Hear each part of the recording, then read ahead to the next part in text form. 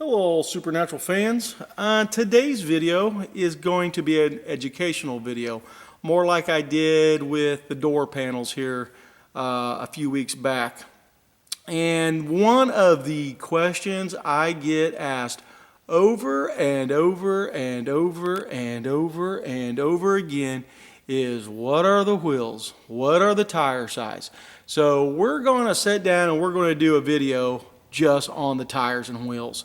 So the camera's not going to be moving around. It's just going to be me basically babbling on about everything. So everything that we use in the shop is 100% exactly like what is used on set.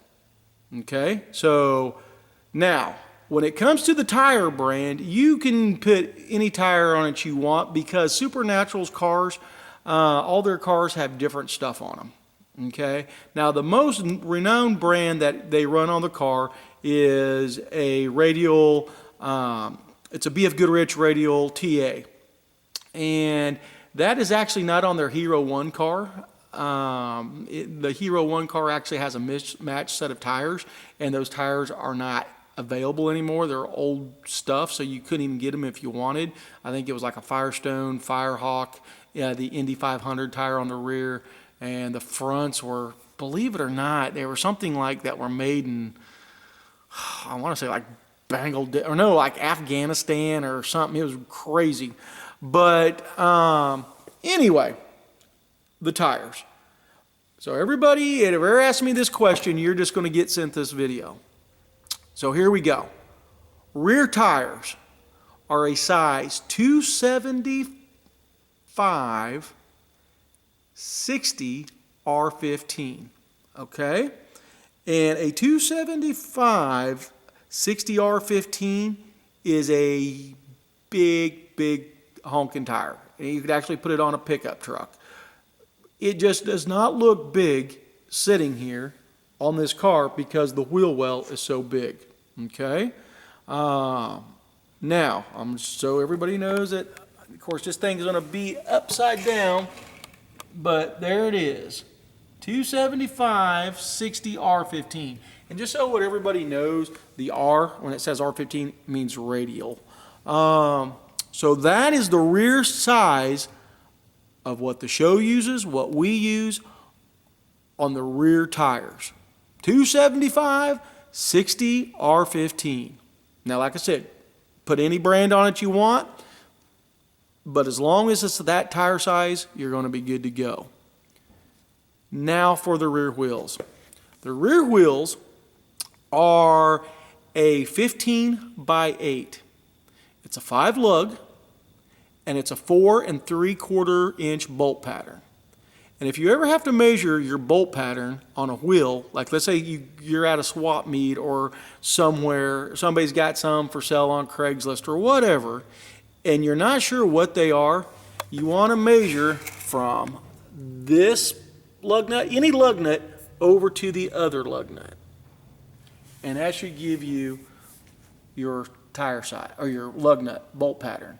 And like I said, on these, it's a 4 3/4 inch. Now the offset, that's a major thing, because if you have your offset different than what the show runs, your wheels are not going to set right on the car. And so these are what most people will call a deep dish wheel. It's not real deep, but it's semi-deep. And your back spacing on these is 3.75 inches. Okay? And what your backspace is where they take this plate and weld it onto the wheel. So if you have something that is more of a backspace, what that's going to do is going to bring this out further, and you're not going to have as deep as dish. Now, I also want to talk about this. This has nothing to do with tire size, wheel size, or anything like that. But a lot of people are talking about running disc brakes on the rear of their car. There is only one, I repeat, only one car on set that has disc brakes, rear disc brakes, and that is a stunt car. And that car has 2 brake pedals. And that thing so they can hit the one brake pedal and slide the car and do all kinds of crazy things with it. Do you need rear disc on this car? Absolutely not. As long as you got front disc, about 80% of your stopping power is coming up front. So as long as you got good drum brakes on the rear, you're going to be fine. Now, here's the problem is if you guys want to run disc brakes. Disc brakes will bring your wheel out closer to me, this way, coming this way, not in, but this way. And what'll happen is now your tire, because if you're running the correct size tire and everything on here, it's going to push this wheel out here to this lip of this fender, and it's going to start rubbing. So how did Supernatural get away with running disc brakes on their car? They shortened their rear end. They just took a little bit out to compensate for it and had to weld it all up. And to do that, you're talking a lot of money for something that you're probably not going to notice. Okay? So it's up to you if you want to run it. I think you're stupid if you do. But if you want to, you just feel like you're extra safe because you got rear disc, then that's what you will be running up against. A lot of money. Unless you want to run a smaller tire and wheel on the back. So that choice is yours. I advise not to do it, but once again, not my money. So there we have it. Those are the rear tires for this car. 275, 60R15 tire size, a 15x8, 5-lug, 4 3/4 inch bolt pattern with a 3.75 back spacing. Now, people are going, well, Rick, where do you get your wheels? Where do you get your wheels? eBay. I get all my stuff on eBay. eBay just, it's cheaper. I get free shipping. I get better prices than if I go straight to the manufacturer. And so I just buy it on eBay. And if I got a problem, I can send it back and I'm protected. So, and I think they call these things, they're a US wheel, 26 series. They might call them a blade wheel. Getting a little harder to find. Now you'll notice when you go to find these, that these wheels that I'm telling you about are going to be higher than any other one. Why is that? Because everybody's buying this size, these wheels. You can buy the Ford ones. You could buy ones that are different size, and they're cheaper.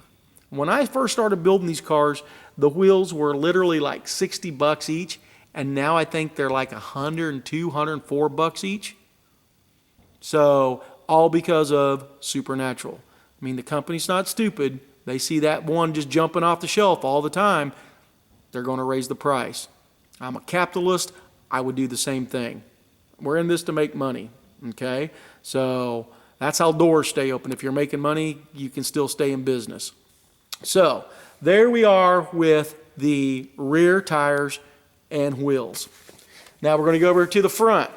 Now this one is, let me pull our car cover off here, so just bear with me just for a second. Okay. Front wheels and tire size. Front tire size is a 215 70R15. And I'll show you so you know I'm not lying. There it is. 215 70R15. The wheel size is a 15x7. It's a 5-lug, 4 3/4 inch bolt pattern. And the back spacing is the same, 3.75. Once again, run any size tires. You can mismatch your tires if you want.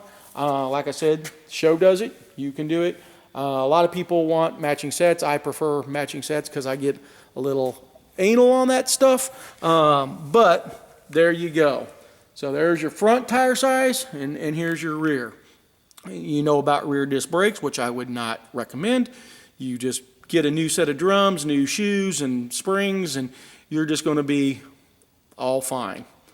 Now, here's a little secret. When you put these tires and wheels on, they are big. And they obviously were not running these back in 1967. And just because something comes from the factory doesn't mean it's squared away and perfect and stuff. Cars from the 60s, cars today are not perfect. So what we have noticed, a lot of these cars, the one wheel might have a big gap between the wheel and the fender, and the other one's like rubbing. And you have to, because the rear end is not literally centered up in these cars. And what we have to do is center them up so we have equal clearance on both sides. How do you do that? Pretty simple.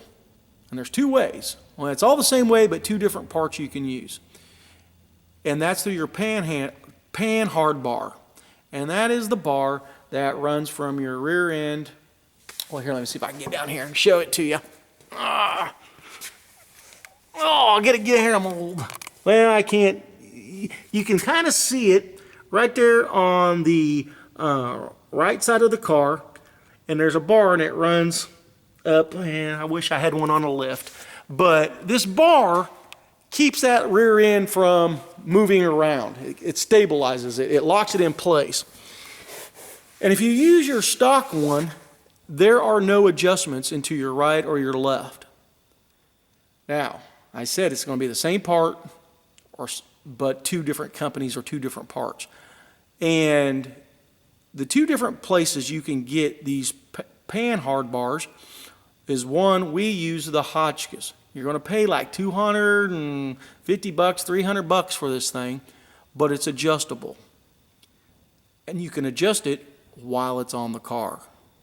The other one, I don't remember if it was made by ADCO or Performance Parts, but it's adjustable, but the problem is you have to adjust it, put it on the car, see how it is. Oh, I need to adjust it. You got to take it off and keep going at it. It's a pain in the ass. But I think it's like $125. And if you're willing to keep pulling things off and trying to center things up, go for that. But that is how you center up your rear end in your car. I get asked that a lot. How come my tires are rubbing, blah, blah, blah. Because the factory did not have that centered up, that rear end. So that should fix all your problems. On your rear of your car, you want to run a variable rate rear spring. That's what I recommend. The show uses air shocks. I hate air shocks. Air shocks have never been good because they leak air. And if you look at the one on the show, mainly Hero 1 and stuff, it's got air shocks and it's always riding low. Why? Because they don't put air in it.